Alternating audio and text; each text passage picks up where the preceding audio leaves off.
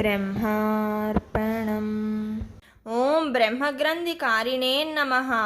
బ్రహ్మగ్రంథి అనేది మనలో శిరస్సు భాగాన ఉంటుందని, దాని నుండి మరణ సమయాన మన ప్రాణం పోక్తే మోక్షమని శాస్త్రం చెబుతోంది.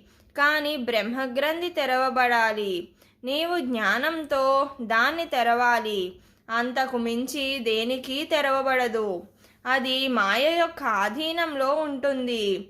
మాయని ప్రసన్నం చేసుకుని మాయని దాటగలిగితే అది తెరుచుకుంటుంది. అంటే అంతా జ్ఞానాచరణతో కూడుకుని ఉంది. మాయని ఎలా జయించాలంటే మనం ఎదుటివారిని మాయ చేయకుండా యథార్థంగా ఉండి మాయని ప్రసన్నం చేసుకోవాలి. అప్పుడు బ్రహ్మగ్రంథి తెరవబడుతుంది. ఆ మార్గాన ప్రయాణించి మోక్షం పొందవచ్చు.